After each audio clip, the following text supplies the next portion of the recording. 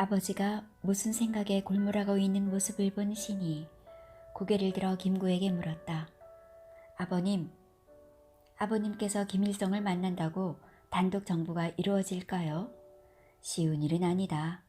그러나 진인사 대천명이니 내가 할 수 있는 일은 다 하고 천명을 기다리는 수밖에 없지 않겠느냐? 우남 이승만의 말도 일리가 있지 않습니까? 이북을 가보았자 이용만 당하고 아무런 소득도 없을 것이라는 말씀 말입니다. 그렇지는 않다. 우남도 독립운동을 했다면 한 사람이지만 노선은 분명히 틀린 노선이다. 그 사람은 단독정부 걸림만 머리에 가득하고 미국만 하늘처럼 믿는 사람이다. 우리는 지금 우리 손으로 무엇을 이루어야지 다시 남을 믿어서는 큰일이 난다. 그래도 공산국가가 되는 것보다 낫지 않겠습니까? 통일정부가 되면 공산국가가 되리라는 공식은 어디에도 없다. 그것은 타협해서 세울 국가이기 때문에 최선의 길을 우리가 선택할 수 있다. 설사 우리가 원하는 체제가 아닐지라도 이념이라는 것은 민족주의의 입장에서 보면 참으로 아무것도 아니리라. 그래도 지금 사회주의다 자본주의다 하면서 목숨을 걸고 있지 않습니까? 민족주의라는 태산 앞에서 이념은 한 토리 돌멩이에 지나지 않는다. 만약에 이념상 잘못된 선택을 하였다면 뒤에 이념을 바꾸면 되는 것이다. 주체적인 독립국가만 이룬다면 어떤 체제인들 바꾸지 못하겠느냐. 단 누구의 지배를 받는다든지 간섭을 받는 국가가 되어서는 아무것도 제 마음대로 되는 것이 없다. 민족주의는 시대에 뒤떨어진 생각 아닙니까? 그렇지 않다. 모든 잘난 나라들은 민족주의에 성공한 나라들이다. 미국은 링컨을 축으로 전교도 민주주의라는 민족주의에 성공했고, 중국은 있지도 않은 중화민족의 위대성을 만들어 중화사상이라는 민족주의를 성공시켰다. 일본은 우리가 전한 신교를 축으로 천황 중심의 민족주의를 만들어냈다. 우리는 그들보다 역사도 더 깊고 민족적 자산도 더 풍부하련만 내 사상을 만들어내는데 실기하고 있구나. 이때 길이 좁아지자 갑자기 가까운 숲을 속에서 장기 한 마리가 퍼드득 하늘로 솟아오른다.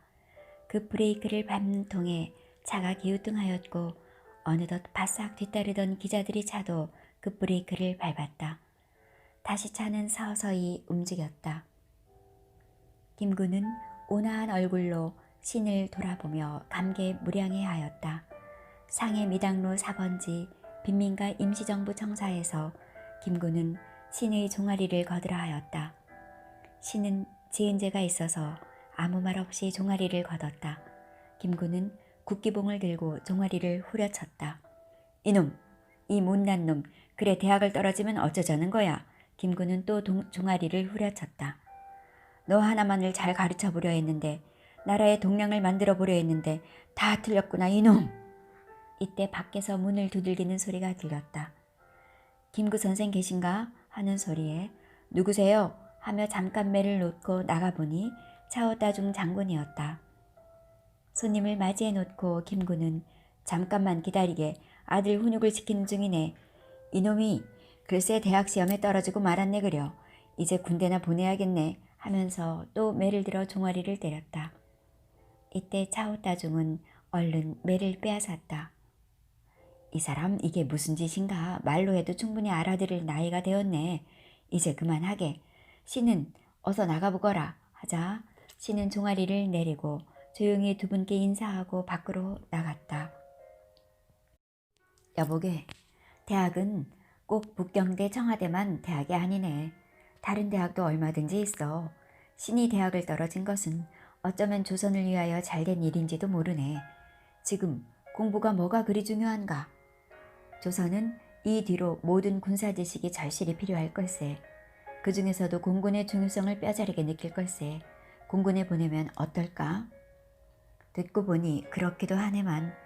그래서 김씨는 대학은 국립서남연합대학 철학과에서 대충 학력만 맞추고 부친의 뜻에 따라 중화민국 공군 군관학교를 졸업하고 미국 텍사스주의 랜돌프 공군 비행학교까지 졸업했다. 덕분에 한국에서 너무나 절실한 공군의 제1인자가 되었고 48년 작년에 국군 창설에 지대한 공로를 세웠다. 차오 따중은 장제스의 부탁을 받고 가끔 임시정부에 들려보고 상황 보고를 하는 사람이었다. 비록 장제스의 부탁을 받고 오긴 하지만 김구의 동생 겸 친구가 되어 사담도 나누고 국가지사도 허심탄회하게 이야기하는 사이가 되었다. 나도 퉁이라는 아들을 하나 얻었네. 아직 어리지만 나는 이 아이에게 마음껏 자유를 주려고 하네. 그래도 나중에 다 한 몫을 하더라고. 알았네. 장총통은 무사하신가? 그럼 건재하시지. 단 공산당과의 관계가 문제일세. 지금은 국공합작으로 같이 항일전을 벌이고 있지만 결국엔 공산당과의 한판 승부를 겨뤄야겠지. 어쩌면 한국도 중국과 같은 처지가 되지 않을까? 아닐세. 중국은 공산당과 피를 흘리고 싸운 적이 있지만 한국은 공산당과 피를 흘리고 싸운 적이 없어. 합작해서 통일을 이루지 못할 이유가 전혀 없네. 꼭 그렇게 되기를 바라네. 그러나 공산당은 쉽게 보아서는 안 되네. 우리 중화민국과 힘을 합해서 공산당을 쓸어버리세 그려. 하하하. 우리는 아직 공산당과 싸우지 않는다도 그러네. 그런데 차오 따중의 우려가 지금 현실로 나타나려 하고 있다. 어쩌면 차오 따중은 그때 벌써 한국이 미래를 보고 있었는지도 모른다. 차오 따중은 실은 일본 육사를 졸업한 사람이다. 장제스는 그런 인재들을 노골적으로 중용하여 군사요직을 맡게 하였다. 우리의 임시정부가 상해에 있었듯이 중국의 혁명 본거지 임시정부는 일본에 있었다. 그 때문에 일본의 많은 협조를 받은 전력이 있는 중화혁명당과 그 뒤의 국민당은 항의를 하는데 한계가 있었다. 공산당의 입장에서 항상 국민당의 항일 태도가 마음에 안 든 이유가 거기에 있었던 것이다. 중화민국의 국부 순원은 1894년 하와이 호놀루루에서 홍중회를 조직하고 이듬해인 95년에 광저우에서 첫 거병을 하였으나 실패하고 일본으로 피신한다. 1905년에 일본 동경에서 유학생 화교들을 중심으로 중국혁명동맹회를 결성하여 반청혁명운동을 다시 전개한다. 그때 일본 여성과 결혼하고 많은 일본인으로부터 지원을 받는다. 1911년 순원은 남경에서 신해혁명을 크게 성공시킴으로써 1912년 1월 1일에는 중화민국 임시총통에 부임한다. 그러나 북양군벌이 거두인 위안스카이 전 주찰 조선 총리와 타협하여 그에게 대총통직을 넘겨주었다. 같은 해 제2차 신해혁명에 실패하고 다시 일본으로 망명하여 이듬해에 중화혁명당을 조직하여 반원운동을 계속한다. 1917년 광저우에서 군정부를 수립하고 대원수에 취임하며 1919년에 중화혁명당을 개조하여 중국 국민당을 결성한다. 중산이라는 그의 호는 1895년 30세의 나이로 일본에서 사용하던 가명 나카야마 키코리에서 유래한다. 순원은 대륙낭인 흑룡해의 두목 도야마 미쓰루의 도움을 많이 받았다. 그때 일본의 정치적 망명을 한 아시아의 지도자는 김옥균, 순원을 비롯하여 영국 총독 살해에 실패하고 일본에 망명한 인도의 라쉬 비아리 보스와 베트남의 항프랑스 운동의 지도자 판보이 차오 등이 있었는데 모두 흑룡해가 물심양면으로 돕고 있었다. 흑룡해는 최초의 정한론자인 요시다 수요인의 후예인 일본 낭인이 대부 도야마 미쓰루가 1881년에 설립한 현양사를 효시로 한다. 명치유신으로 해체당한 사족의 불평분자들이 국가와 미략으로 뒷돈을 받아 조직한 국가주의 야쿠자 집단이다. 한국의 동학혁명 때 부산에서 결성한 우치다 류에이 등의 전회협은 현양사의 지류였다. 국무 명성왕후를 살해한 도 가스아키 역시 전회협 소속이다. 도야마는 일생 동안 어떤 공식적인 직함도 갖지 않았지만 그 영향력은 어마어마하였다. 우치다 역시 어떤 공직도 없이 마쿠에서 막대한 힘을 가지고 정치 활동을 하는 인물이다. 우치다는 1905년 이토 히로부미가 초대 통감으로 조선에 부임할 때 참모로 다시 조선에 온다. 그는 대표적 친일 단체인 일진회에 막대한 자금을 대어주며 한일 합방을 순종하게 건의하게 하는 막후 조정 역할을 맡았었다. 순원이 2차 신해혁명에 실패하고 일본에 망명하던 993일간은 도야마가 각별한 후원자가 되어주었다. 도야마 선생, 이렇게 물심양면으로 도움을 받으니 감사하기 이를 데 없습니다. 큰 나라가 작은 나라에 이렇게 많은 신세를 질 줄이야 어찌 알았겠습니까? 어느 나라가 크고 어느 나라가 작습니까? 나라의 영토가 크고 작은 것으로 나라의 대소를 말하는 것은 옳지 않습니다. 그것이 진화인의 고질적인 병폐지요. 스페인은 나라가 커서 남미를 다 점령하였습니까?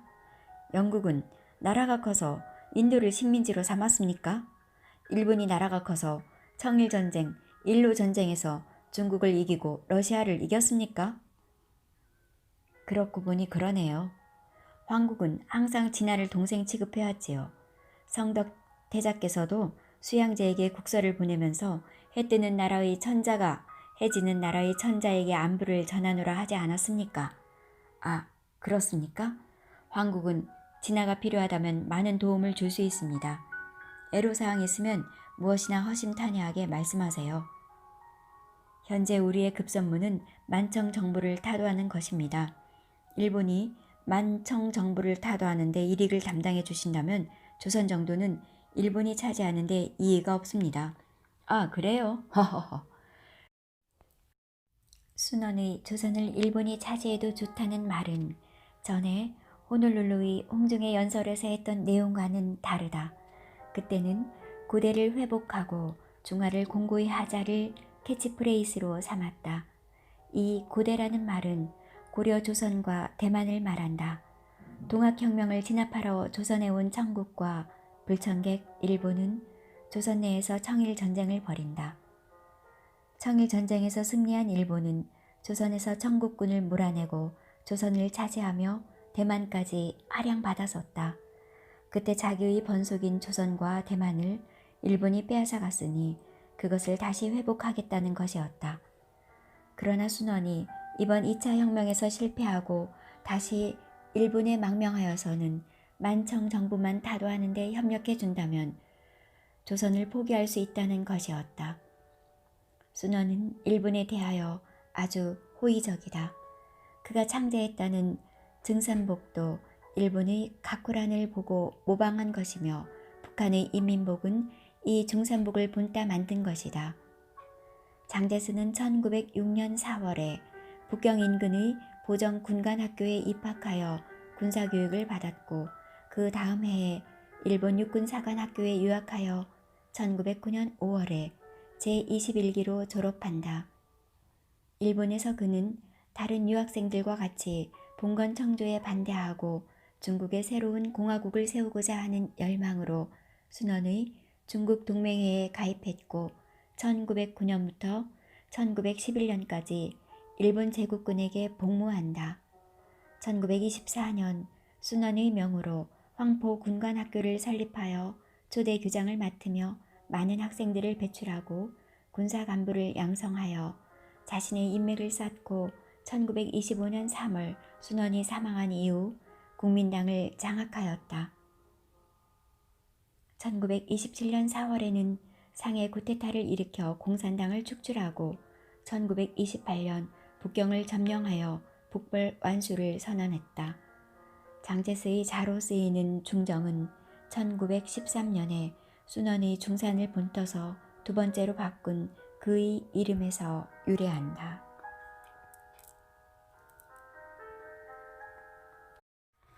선우지는 김구 부자의 진지한 이야기에 끼어들지 않다가 평소에 알고 싶었던 질문을 해보고 싶었다.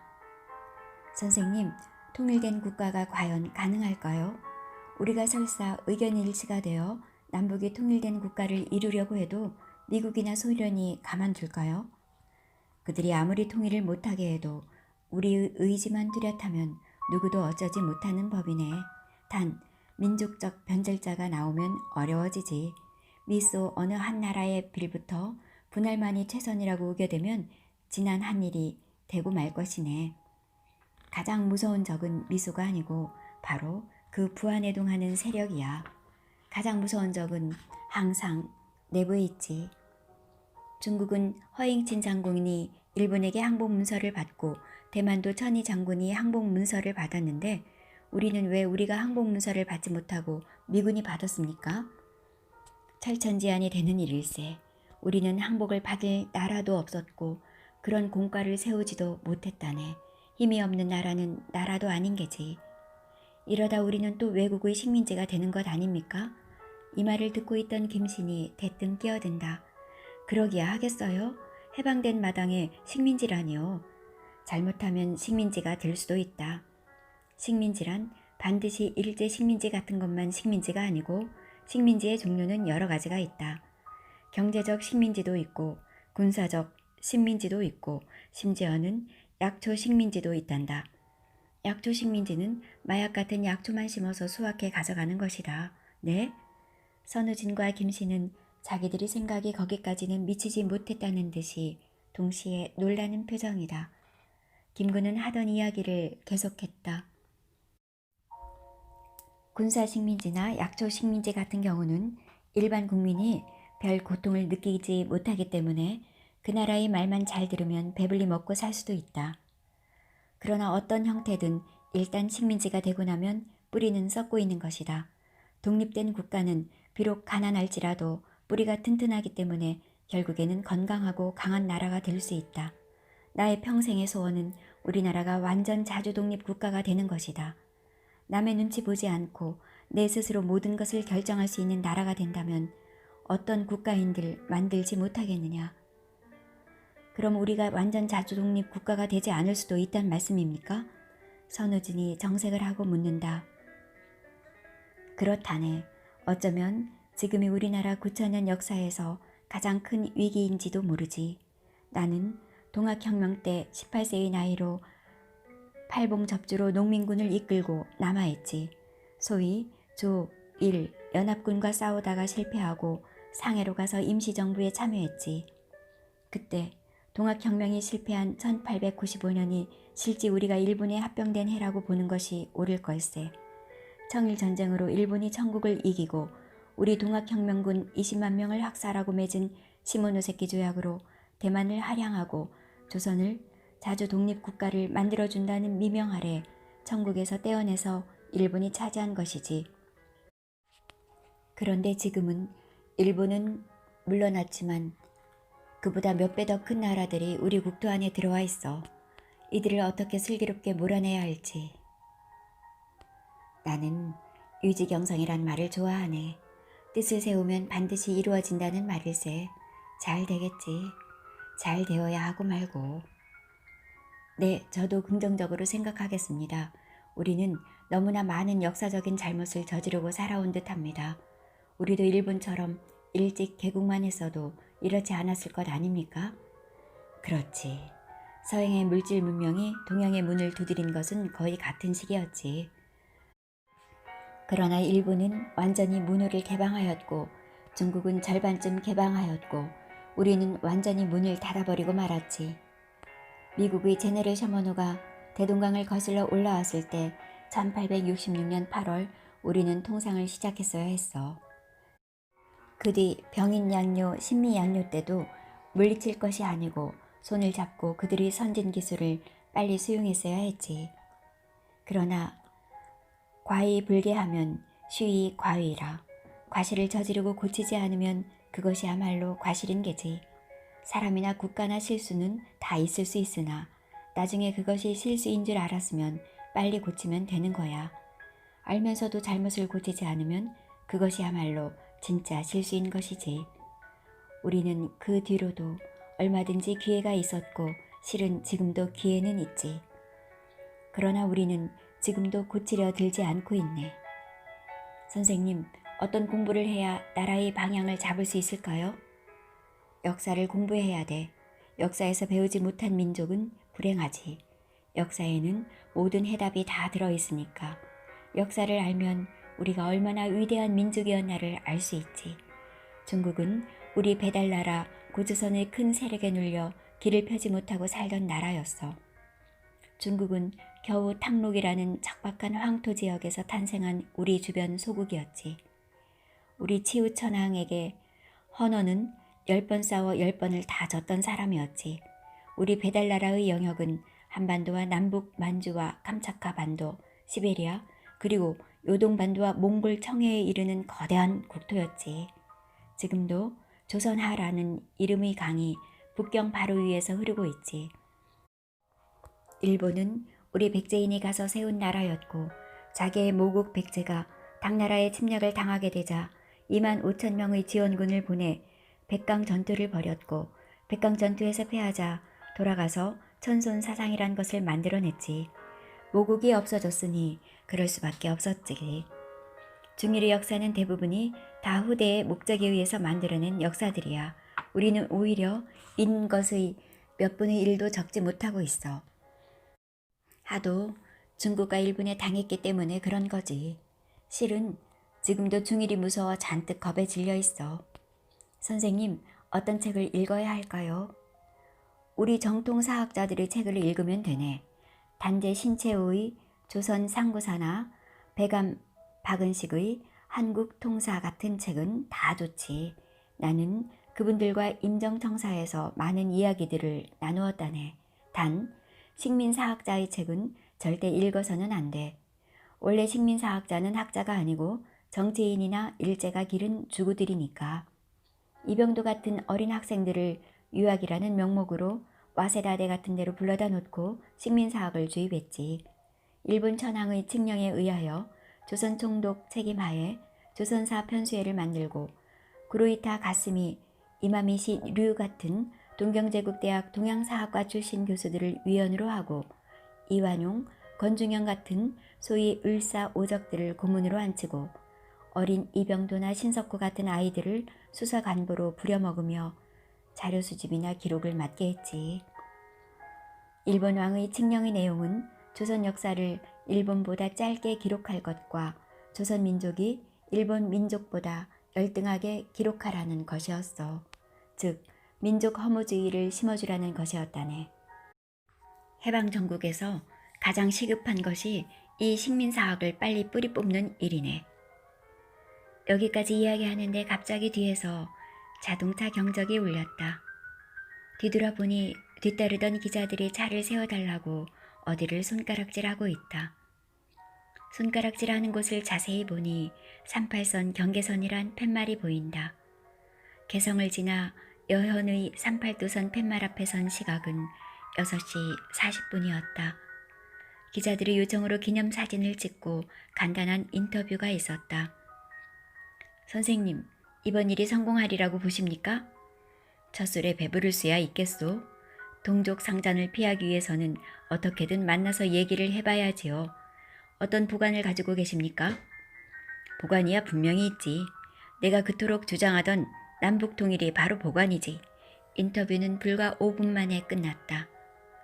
김구는 가슴을 인두질해오는 뜨거운 열정을 억누르며 다시 발을 옮겨 차에 올랐다.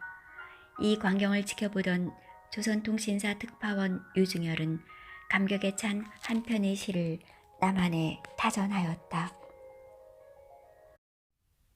혁명가 김구 씨는 기어코 38선을 넘었다. 때는 6시 45분. 너웃너웃 저물어가는 황혼 속에 한 발 한 발 넘어서면 멀리 바라다 보이는 곳이여. 역 정거장 녹슨 철로 위로 오지도 않는 기차를 기다리는 시그널의 붉은 등불이 눈물 속에 아른거린다. 고요한 38선에 스미는 듯 어둠의 장막이 내려왔다. 이북마을에 등불이 반짝인다. 달이 뜨고 하늘도 별도 반짝인다. 기어코 이루어질지어다. 남북회담 성공을 상징하는 희망의 별인가. 김구 씨가 떠난 하늘 아래로 별은 반짝인다.